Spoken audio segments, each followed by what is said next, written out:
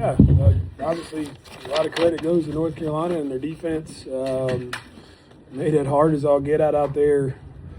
I thought defensively for us, we played good enough to give us a chance. And in games like this, you got to find a way to be a little bit better offensively. So hats off to them.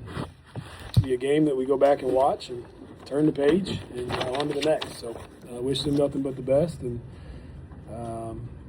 overall, I mean, it's a hard-fought game. They found a way to win. Shawn, did you feel like it was more what they were doing with defense? Like, did you like the shots you were getting? No. We missed a lot of layups. I think 12 is what we counted. It's a tough one. Obviously, we're playing without Demaria Hines, who gives us an inside presence on both ends, but specifically offense. And so then we lean on Raven, who's had a lot of success for us. She went 3 for 12, struggled a little bit. So when you struggle to have a post presence, and then our guards struggle to get by, because it was very easy to switch. There's no worry of a roll. So it felt like we're playing 4-on-5 offensively. With that said, I thought their pressure bothered just our rhythm. I don't think that. Because, kind of our strength is we spread you out and go 5 out when we do play small. But we didn't have our cutting actions. I thought they were physical and pushing us off our spots. And so ultimately, no, I felt helpless, candidly, to get them better looks. As I thought that we just didn't quite do our jobs. Do you feel like you guys are in a position now, like the record is good, you're in a position to make the NCAA tournament for the first time in a while. Yeah. Do you feel like your players are feeling that at all and realize, like, hey, we do a couple of things right here down the stretch, we're in? That's what our talk was in the locker room. We wasted an opportunity. We had a great opportunity today to put a big feather in your resume cap. Mm-hmm. We didn't waste it because it's not a bad loss. The top 25, it says 9, but we fouled down the stretch. It's a 2-possession game. Right. And it's been that way with everybody, And so our defense held up. We got to go back to the drawing board, and when we play good defenses, find a way to score. We got 6 opportunities left, and we put ourselves, no doubt, in that conversation. I think we're an NCAA tournament team. I don't think it's added pressure to them. I really don't think we're playing tight because of any of that.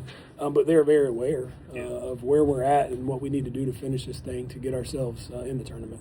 Do you feel like you might get Demaria back relatively soon? Our hopes are for Sunday. It's just one of those protocol things. And obviously, with that said, we knew today was out the last couple. So we prepared a little different. Sunday we thought she'd be available and wasn't. So I say all that to say is this one was a little bit not of a surprise like it was on Sunday. So I thought we'd be a little bit more prepared offensively than we came out and showed. Courtney was just in here saying that it seemed like Sierra kind of struggles with physicality down low. Just what was the scout on her? What do you feel like you guys did more specifically against her as opposed to then maybe, Nyla Harris had a great night? Yeah, Nyla's obviously a handful down there. It's been a good fit here at Carolina. She's playing hard, and obviously they're giving her space to work. I don't think we did a good enough job working early enough on Nyla because we were supposed to be bringing some digs and some doubles that never could get there because she had 2 feet in the paint. It's hard to double on those situations.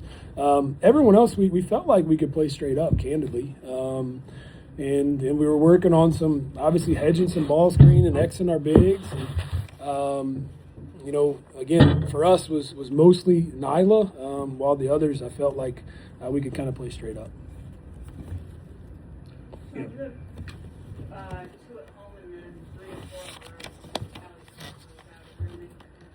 You're telling your team going into that one you do. Pretty good too, huh? Yeah. We're just hitting one at a time. We get a chance to lick the wounds from today, and now we gotta go beat Boston College. And I don't think we can look past that. What I see is a lot of opportunities still left out there. We do our jobs, and you head out to Cali, you're going to have a chance to put yourself in an NCAA tournament on a Cali swing. So, a lot of people talk about being tired in that swing, and we're not excited to get out there and finish this thing. I think, we could be in a position that maybe a split gets you in, or you sweep, you're for sure in. So, but we got to win in between now and then. And so it's one at a time. We got 2 now, I think, back-to-back at home, and we just worry about getting Boston College on Sunday first. Between now and BC, as you were watching from the sidelines and you'll watch the game eventually, what do you think will be the big kind of takeaway? Like, man, we really got to fix this. You know, it's so interesting because, you know, you think about your team and you got to keep getting better. This time of year, it's literally just matchups, right? Like, Boston College plays completely different than what we just watched. I've not watched a ton of them, but you see them because you're watching everybody in this league. And so the opportunities we're going to get in that game are totally different than what we got today. And we knew, like, what we got on Sunday against Florida State. I was scored 77 the other night at home without D. Was completely different to today. So I think we got to worry about this one for the next time it's similar opponent and place. So in a sense, when we play Duke here in a couple weeks, physical and pressure you. How do we lean on this game when it gets to that? But I don't see the same kind of system and style with Boston Colleges. They're much, much smaller and probably do some zone and, you know, those kind of things. So this one is learn from it, but then stash it away for the next time we play someone similar in the sense of style. Just going off of that, a lot of conversations I think with ACC men's coaches just about not only the depth of competition on that side, but the difference in depth and styles of play, kind of what you're talking about.